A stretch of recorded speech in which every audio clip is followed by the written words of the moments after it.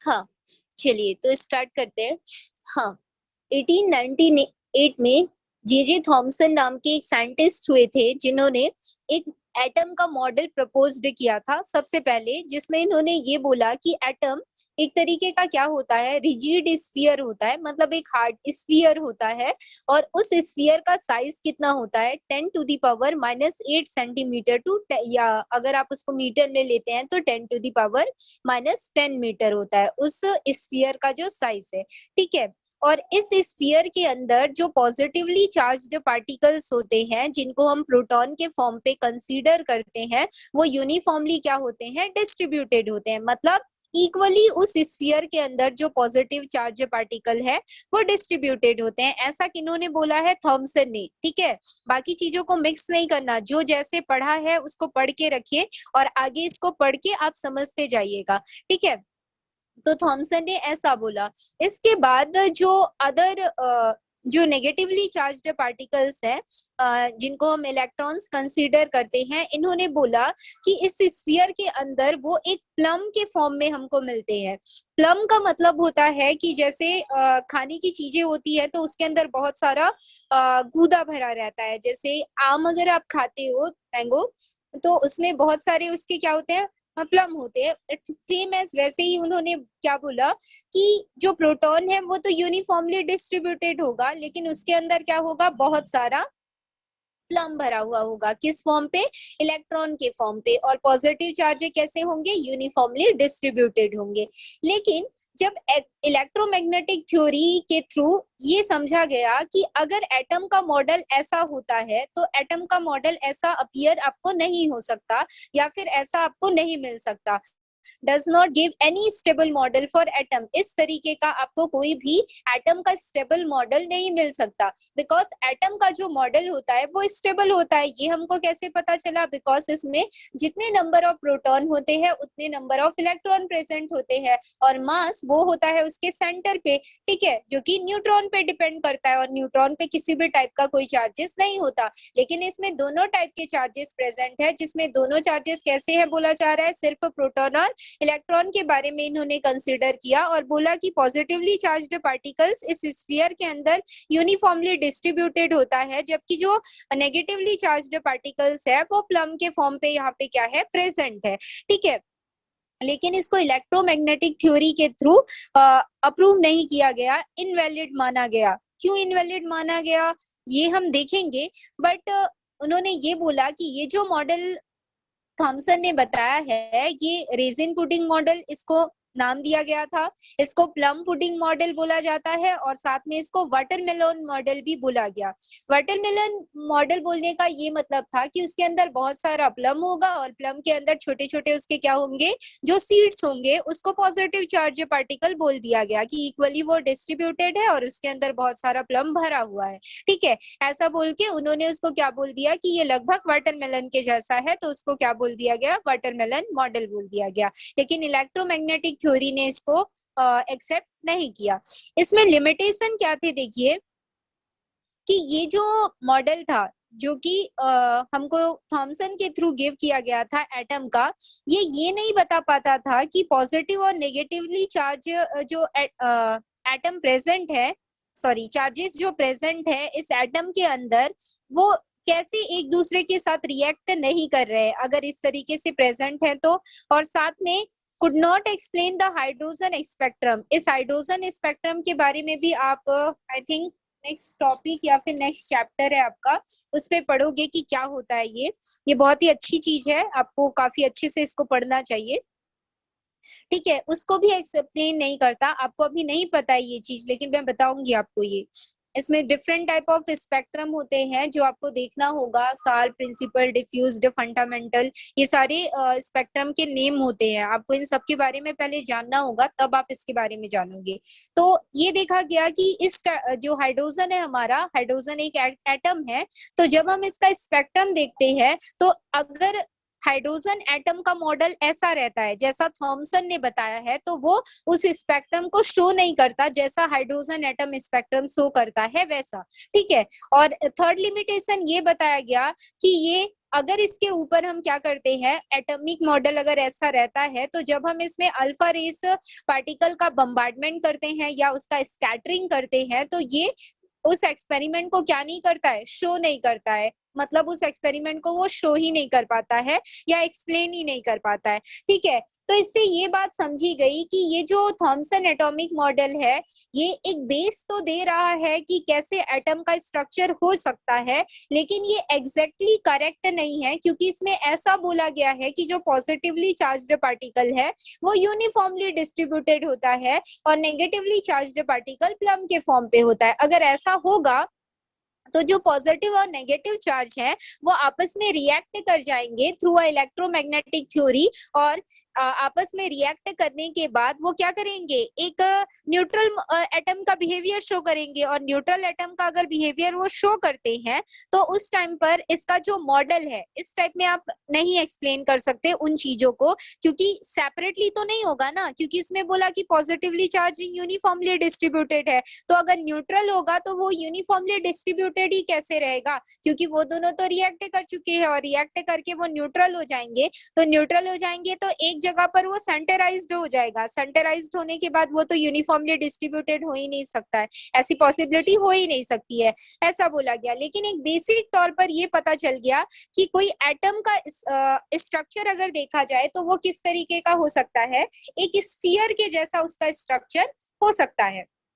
जैसे यहाँ पर ये स्फीयर बताया गया, तो ऐसा समझा गया कि हाँ, आपने अगर ये थ्योरी दी है तो इस थ्योरी में ये चीज अच्छी है कि आपने बताया कि जो रिजिड स्फीयर के जैसा एटम का स्ट्रक्चर होता है, तो ये सही है, ठीक है। ऐसा हो सकता है कि एटम का स्फीयर, एटम का जो स्ट्रक्चर है वो एक रिजिड स्फीयर के जैसा हो सकता है, ठीक है।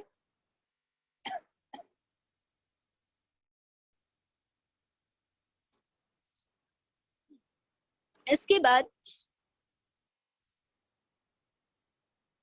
एक बेसिक तौर पर पता चल गया कि एटम किस तरीके का हो सकता है, तो इसके बाद अदर साइंटिस्ट आए और उन्होंने अपना एक्सपेरिमेंट करना स्टार्ट किया, जिसमें नेक्स्ट एक्सपेरिमेंट जो दिया गया वो क्या था, न्यूक्लियर मॉडल ऑफ रदरफोर्ड। अब रदरफोर्ड ने न्यूक्लियर मॉडल दिया, किसका, एटम का ही। तो देखिए, इसने अपना जो मॉडल दिया है इन्होंने, वो स्कैटरिंग एक्सपेरिमेंट के थ्रू दिया है। रदरफोर्ड ने अपना एक्सपेरिमेंट लगभग 1911 में स्टार्ट किया था, जिसमें इन्होंने क्या किया था, गोल्ड जो कि एक एटम या एलिमेंट होता है, जिसको हम किससे रिप्रेजेंट करते हैं, बताइए, what is the representation of gold, और उसका केमिकल नेम क्या होता है, what is the chemical name of gold.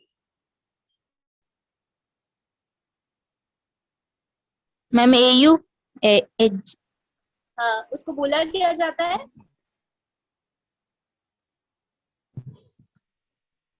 Ma'am उसको अच्छे से प्रोनाउंस करने नहीं आता, पर उसकी स्पेलिंग AURUM होती है शायद। ऑरेट होता है, ऑरेट बोला जाता है उसको, AURET, ऑरेट बोला जाता है, और इसको AU से प्रेजेंट किया जाता है, वो करेक्ट है, ठीक है। तो ये गोल्ड हमारा एक क्या होता है, एलिमेंट होता है, ठीक, ऑरेट बोला जाता है। वैसे ही सिल्वर को क्या बोलते हैं, AG बोलते हैं, और उसका रिप्रेजेंटेशन कभी कभी उसको केमिकली अर्जेंटेट भी बोला जाता है, रिप्रेजेंटेशन AG से किया जाता है, ठीक। 118 एलिमेंट है, लेकिन ज्यादातर एलिमेंट के आपको नेम पता होने चाहिए, आप साइंस के स्टूडेंट हो इसलिए ये सारी बातें पता होनी चाहिए, छोटी छोटी बातें हैं, ठीक। तो यहाँ पर देखिए उन्होंने क्या किया, जो अल्फा पार्टिकल्स है, अल्फा पार्टिकल्स को लगभग एक गोल्ड का फॉइल लिया, मतलब गोल्ड क्या होता है, एक तरीके का मेटल होता है, हम उसको पीट पीट कर किस में कन्वर्ट कर सकते हैं, मतलब उसको हैमर से, जब आप क्या करोगे, एक फॉइल में कन्वर्ट करोगे, तो आपको हैमर से उसको मारना पड़ेगा, तब जाके वो एक फॉइल में कन्वर्ट हो जाता है, एक पतला प्लेट जैसा बन जाता है, जिसको यहाँ पे फॉइल बोला जा रहा है, ठीक है। तो उस थिन फॉइल पे क्या किया गया था, अल्फा पार्टिकल्स को पास किया गया था, या उसका बम्बार्डमेंट किया गया था, या उसको स्ट्राइक किया गया था, मतलब उसमें ट्रांसफर किया गया था, स्ट्राइक या बम्बार्डमेंट, ऐसा टर्म आप यूज कर सकते हो, ठीक है। तो इस एक्सपेरिमेंट में उनको ये बात पता चली, देखिए उनको क्या क्या बातें पता चली, कि जो अल्फा पार्टिकल्स थे, जो भी उन्होंने अल्फा पार्टिकल्स उस गोल्ड की फॉइल पे पास किया था या स्ट्राइक किया था, उसमें 99% अल्फा पार्टिकल्स ऐसे थे जो कि बिल्कुल स्ट्रेट लाइन से क्या कर दी, स्ट्रेट लाइन में क्या हो गए थे, पास हो गए थे, और उनमें किसी भी टाइप का कोई डिफ्लेक्शन हमको देखने को नहीं मिला था। देखिए नेक्स्ट जो स्ट्रक्चर है उसमें शो किया गया है। ओके,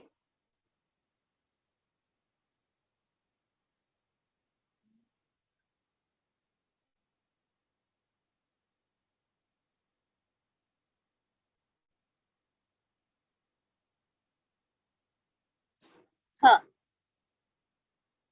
तो देखो इसमें आप समझोगे, ये जो स्ट्रक्चर है, ये वाला स्ट्रक्चर रदरफोर्ड के एक्सपेरिमेंट का है, ठीक है। तो इन्होंने ये देखा कि 99% अल्फा पार्टिकल ऐसे हैं, जब वो गोल्ड फॉइल से पास होते हैं तो किसी भी तरीके का वो कोई डिफ्लेक्शन शो नहीं करते, बल्कि स्ट्रेट उस थिन फॉइल के अंदर से वो कैसे होते हैं, निकल जाते हैं, ठीक है। इसके बाद उन्होंने देखा कि कुछ सम अल्फा पार्टिकल्स, मतलब कुछ अल्फा पार्टिकल्स ऐसे हैं जो कि एक डिफ्लेक्शन शो करते हैं एक पर्टिकुलर एंगल को बनाते हुए, ठीक है। और इसके बाद कुछ और वेरी फ्यू बोला जा रहा है, लगभग यहाँ पे जो अल्फा पार्टिकल्स हैं वो अपने पाथ से क्या आ जाते हैं, रिटर्न बैक आ जाते हैं, कौन से डिग्री का एंगल बनाते हुए, लगभग 180 डिग्री का एंगल बनाते हुए। जैसे अगर आपके पास 20,000 अल्फा पार्टिकल्स है तो इसमें से लगभग 1 अल्फा पार्टिकल क्या होगा, जिस पाथ में वो गया है उसी पाथ में वो क्या हो जाता था, वापस आ जाता था। तो ये तीन चीजें उन्होंने अपने एक्सपेरिमेंट से क्या की थी, ऑब्जर्व की थी, कि जब हम किसी गोल्ड फॉइल को लेकर क्या करते हैं, उसपे अल्फा पार्टिकल्स का बम्बार्डमेंट करते हैं, तो अल्फा पार्टिकल्स हमने देखा था, हमने किसको, जो अल्फा रेस होती है वो पॉजिटिवली चार्ज्ड होती है, क्योंकि वो नेगेटिव प्लेट के साइड पे क्या हो जा रही थी, डिफ्लेक्ट हो जा रही थी। ऐसा हमने कहाँ पे पढ़ा, जो रेडियो एक्टिविटी कैरेक्टर था एलिमेंट्स का, उसमें हमने पढ़ा, ठीक है। तो इससे हमको ये बात तो कंफर्म हो गई कि जो अल्फा पार्टिकल्स होते हैं उनमें पॉजिटिव नेचर होता है, ठीक। तो जब हम क्या करते हैं, किसी भी गोल्ड फॉइल या एटम या मेटल की फॉइल में हम अल्फा पार्टिकल को पास करते थे, तो इस गोल्ड की फॉइल में 99% जो अल्फा पार्टिकल थे वो स्ट्रेट फॉर्म पे निकल जाते थे, और कुछ जो अल्फा पार्टिकल्स थे वो डिफ्लेक्शन शो करते थे एक पर्टिकुलर एंगल के साथ, और काफी कम जो अल्फा पार्टिकल्स थे वो अपने पाथ में क्या आ जाते थे, वापस आ जाते थे। तो इन सारी चीजों को ऑब्जर्व करते हुए जो हमारे रदरफोर्ड थे, उन्होंने एक कंक्लूजन निकाला। इस कंक्लूजन में उन्होंने ये बोला कि अगर आपका जो एटम है, जैसा आपके किन्होंने बताया, थॉमसन ने बताया कि एक रिजिड स्फीयर होता है हमारा जो एटम है वो, तो उस रिजिड स्फीयर में अगर एटम का जो स्ट्रक्चर है उस साइज का होता है, तो काफी हॉलो, मतलब खाली जगह है, एटम के अंदर काफी ज्यादा खाली जगह है, और वो खाली जगह कैसी है, चार्जलेस है, मतलब उसमें किसी भी टाइप का कोई चार्ज प्रेजेंट नहीं है। क्योंकि अगर उसमें चार्ज प्रेजेंट होता, उस खाली जगह पे चार्ज प्रेजेंट होता, तो जो स्ट्रेट लाइन सीधे निकल जा रही है वो वहीं पे रुक जाती, मतलब वो सीधे तो जाती, और सीधे जाने के बाद अगर उसमें नेगेटिव चार्ज प्रेजेंट होता तो वो उस पॉजिटिव चार्ज पार्टिकल को क्या कर लेता, गेन कर लेता, और गेन करने के बाद वो न्यूट्रलाइज हो जाता, और आगे कोई पार्टिकल निकल पाता क्या, नहीं, जो रेज है वो आगे नहीं निकल पाती। लेकिन ऐसा नहीं हो रहा था, जो पॉजिटिव चार्ज पार्टिकल्स थी उस फॉइल में जैसे वो स्ट्राइक करते थे वो सीधे निकल जाती थी, मतलब उसको क्रॉस कर जाती थी, पेनिट्रेट कर जाती थी, ठीक है। तो उन्होंने ये कंक्लूजन निकाला कि एटम अगर एक स्फीयर नेचर का है तो उसमें ज्यादा से ज्यादा एरिया क्या है, हॉलो है, मतलब खाली है, और वो जो खाली एरिया है वो चार्जलेस है, मतलब उसमें ना तो किसी तरीके का प्रोटॉन प्रेजेंट है और ना ही किसी तरीके का उसमें न्यूट्रॉन, सॉरी, इलेक्ट्रॉन प्रेजेंट है, ठीक है। उन्होंने ये कंक्लूजन निकाला, और इसी वजह से किसी भी टाइप का जो हमारा अल्फा पार्टिकल्स है वो डिफ्लेक्शन शो नहीं करता और बिल्कुल स्ट्रेट लाइन में सीधे निकल जाता है, ठीक। इसके बाद देखिएगा 2 मिनट।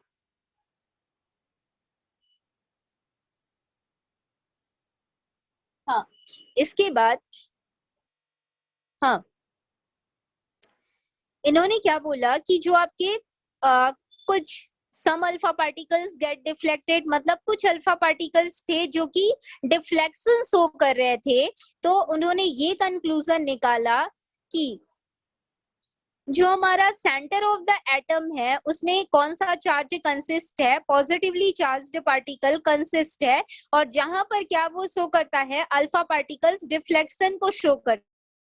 हैं। ठीक है, और डिफ्लेक्शन को कैसे शो करते हैं, मतलब एक पॉजिटिवली चार्ज्ड पार्टिकल्स है, तो वो पॉजिटिवली चार्ज्ड पार्टिकल्स अगर सेंटर में प्रेजेंट है तो अल्फा पार्टिकल क्या करता था, सीधे जाता था और फिर उसी सीधे डायरेक्शन से क्या हो जाता था, वापस आ जाता था। तो इसमें क्या हो रहा है, पॉजिटिव पॉजिटिव चार्ज क्या कर रहा है बेटा, रिपल कर रहा है, क्योंकि अल्फा पार्टिकल अगर पॉजिटिव चार्ज का है तो अल्फा पार्टिकल क्या करेगा,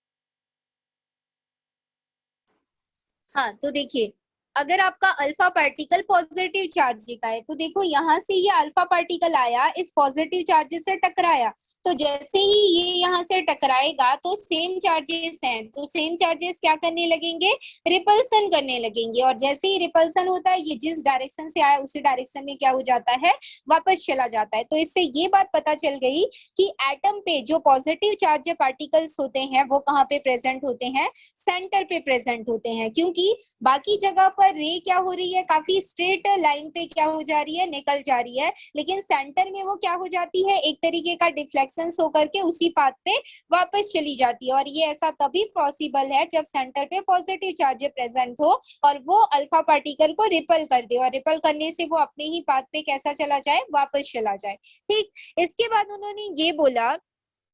ये जो साइड पे फ्यू पार्टिकल्स क्या हो जाते हैं हमारे, डिफ्लेक्शन शो करते हैं, ये जो साइड वाला डिफ्लेक्शन यहाँ पे शो हो रहा है, तो उनको ऐसा लगा कि ये साइड डिफ्लेक्शन तभी पॉसिबल हो सकता है जब ये अल्फा पार्टिकल यहाँ पर एक पर्टिकुलर एंगल को बनाते हुए किसी भी टाइप का क्या शो कर रहे हो, अट्रैक्शन को शो कर रहे हो, और उसी अट्रैक्शन को शो करते हुए वो कहाँ चले जाते हैं, इस डायरेक्शन में वो चले जाते हैं, क्योंकि जो इलेक्ट्रॉन्स है आगे आप पढ़ोगे वो क्या करता है, मूव करते रहता है, किस पे, स्फीयर पे, तो मूव करते रहेगा। तो देखो अगर इलेक्ट्रॉन यहाँ पे था तो मूव करते हुए हो सकता है वो यहाँ पे चला जाए या फिर वो यहाँ पे चला जाए, तो एक पर्टिकुलर रेंज को जो अल्फा पार्टिकल है उसको पकड़ नहीं पा रहा है, तो उस इलेक्ट्रॉन की तरफ वो किसी टाइप का क्या शो करने लगता है, अट्रैक्शन शो करने लगता है, और उसी अट्रैक्शन के थ्रू वो क्या कर जाता है, उस अट्रैक्शन को शो करते हुए वो डिफ्लेक्ट कर जाता है एक पर्टिकुलर एंगल के साथ। ठीक है, मतलब वो इलेक्ट्रॉन को वहां पर मैच नहीं कर पाता, जो स्पीड वहां पे इलेक्ट्रॉन की है उसकी स्पीड को, और किसी टाइप का अट्रैक्शन वो महसूस करके वहां से क्या हो जाता है, डिफ्लेक्ट हो जाता है। ठीक, तो उनको इतनी बात तो पता चल गई कि इलेक्ट्रॉन जो है वो स्फीयर के में प्रेजेंट है, लेकिन स्फीयर में वो कहाँ पे प्रेजेंट है, उसका जो बाउंड्री एरिया है वहां पे प्रेजेंट है, जो इलेक्ट्रॉन प्रोटॉन है वो कहाँ पे प्रेजेंट है, सेंटर पोजीशन पे प्रेजेंट है, इस वजह से रे क्या हो जाती है, वापस अपने डायरेक्शन पे आ जाती है, और ज्यादातर एरिया क्या है स्फीयर का, खाली है, जिसकी वजह से जितने भी हमारे अल्फा पार्टिकल्स है वो स्ट्रेट पाथ में क्या कर जाते हैं, ट्रैवल कर जाते हैं। ठीक है, और इसके बाद इन्होंने क्या बोला कि इसकी जो साइज है, जो आप किसकी साइज बता रहे हो, एटम की जो साइज है वो कितने, 10⁻⁻10 मीटर जो साइज बताई गई है, ये एक्चुअल में उसके किसकी साइज है, न्यूक्लियस की साइज है, किसकी, जो हमारा एटम है उसके न्यूक्लियस की साइज लगभग कितनी हो सकती है, 10⁻10 मीटर होती है, और वो काफी ज्यादा क्या होता है, स्मॉल होता है, और साथ में रिजिड भी होता है, और इस वजह से भी अल्फा पार्टिकल्स, अब देखो यहाँ पे भी पॉजिटिव चार्ज प्रेजेंट होता, यहाँ पे भी पॉजिटिव चार्ज प्रेजेंट होता, तो ये रे यहाँ से भी वापस जाती, यहाँ से भी वापस जाती, मतलब अगर एक स्फीयर है और इस स्फीयर का न्यूक्लियस इतना बड़ा है तो इसमें भी पॉजिटिव चार्ज होगा, इसमें भी होगा, इसमें भी होगा, मतलब सारी जगह पे यहाँ पे पॉजिटिव चार्ज होगा, तो यहाँ पे अगर रे आएगा तो ये भी डिफ्लेक्ट कर जाएगा, यहाँ पे रे आएगा तो ये भी डिफ्लेक्ट कर जाएगा, और यहाँ पे रे आएगा तो ये भी डिफ्लेक्ट कर जाएगा, लेकिन ऐसा हो रहा है क्या, ऐसा नहीं हो रहा है, वहां पर एक ही जगह पे पॉजिटिव चार्ज प्रेजेंट है और वहां से ही वो रे डिफ्लेक्ट हो रहा है, मतलब न्यूक्लियस एटम के अंदर जो न्यूक्लियस का एरिया है वो काफी ज्यादा क्या है, स्मॉल है, और उसी स्मॉल एरिया के अंदर क्या प्रेजेंट है, बहुत सारे पॉजिटिवली चार्ज्ड पार्टिकल प्रेजेंट है, और इस वजह से एक पर्टिकुलर रेंज तक ही जो हमारा अल्फा पार्टिकल है वो क्या करता है, अपने रिवर्स डायरेक्शन पे जा सकता है। ठीक, और इन सारे कंक्लूजन के बेसिस पे उन्होंने ये पता किया,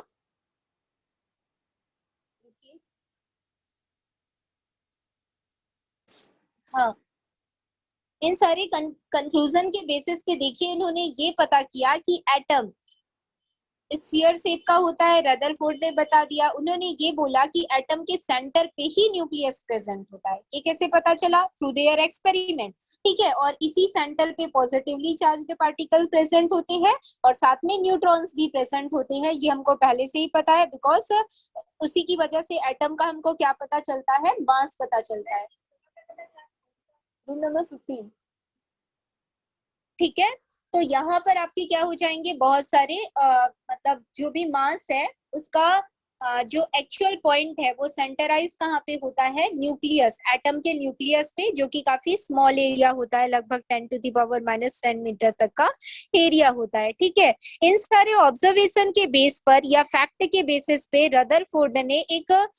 इलेक्ट्रॉन मॉडल दिया, जिसको क्या बोला जाता है, प्लेनेटरी इलेक्ट्रॉन मॉडल बोला जाता है। इस मॉडल के बेस पे इन्होंने क्या बोला, देखिए, mass and positive charge of atoms are concentrated. Mass और जो पॉजिटिव चार्ज का एटम होता है, सॉरी, एटम का जो पॉजिटिव चार्ज होता है वो कंसेंट्रेटेड होता है कहाँ पे, सेंटर ऑफ द एटम पे। And electrons are revolving around the nucleus, और जो भी इलेक्ट्रॉन्स है वो इलेक्ट्रॉन्स इस न्यूक्लियस के अराउंड पे क्या करते रहते हैं, रिवॉल्व करते रहते हैं, मतलब ये घूमते रहते हैं। ये कैसे पता चला, इस डिफ्लेक्शन के थ्रू ये पता चला है, इस बात को याद रखिएगा। ठीक है, ये सारी बातें इन्होंने किसमें कही है, अपने प्लेनेटरी इलेक्ट्रॉन मॉडल में कही है, जिसमें इन्होंने ये बोला कि एटम का जो मास, मतलब न्यूट्रॉन और जो पॉजिटिव चार्ज जो होता है वो सेंटर ऑफ द एटम पे प्रेजेंट होता है, और जितने भी इलेक्ट्रॉन हैं वो न्यूक्लियस के अराउंड पे क्या करते रहते हैं, रिवॉल्व करते रहते हैं। और जो न्यूक्लियस का अराउंड है वो कैसे शेप का होता है, एक क्लोज्ड स्फेरिकल शेप का वो पाथ होता है, जहां पर काफी हाई स्पीड से जो हमारे इलेक्ट्रॉन्स है ये मूव करते रहते हैं। ये सेम एज वैसा ही है जैसा हमारा प्लैनेट और सन का कनेक्शन है। जैसे ये सन प्रेजेंट है तो इसके अराउंड में हमारे जो प्लैनेट है वो क्या कर रहे हैं, रोटेशन कर रहे हैं। सेम एज ऐसा ही है। ऐसा किन्होंने बोला, रदरफोर्ड ने बोला। और इन्होंने अपने एटॉमिक मॉडल को, जो आपका स्पेस होता है, स्पेस में जो हमारी गैलेक्सी होती है, उस गैलेक्सी में सेंटराइज्ड जो हमारा क्या है, सन है, और उसके सराउंडिंग एरिया पे जो प्लैनेट है वो क्या कर रहे हैं, रिवॉल्व अराउंड कर रहे हैं। सेम एज इलेक्ट्रॉन और प्रोटॉन या फिर न्यूक्लियस का जो स्ट्रक्चर है ऐसा ही कनेक्टेड होता है। ऐसा किसने बताया, रदरफोर्ड ने बताया। ठीक है, तो इसके बाद बहुत सारे उन्होंने इसके बेस पे पोस्टुलेट्स दिए, और पोस्टुलेट्स देने के बाद रदरफोर्ड मॉडल का कुछ लिमिटेशन आया कि ऐसी पॉसिबिलिटी नहीं हो सकती है। इसके बारे में हम कल डिस्कस करेंगे। आज की क्लास हम यहीं पे खत्म करते हैं। ठीक है, चलिए।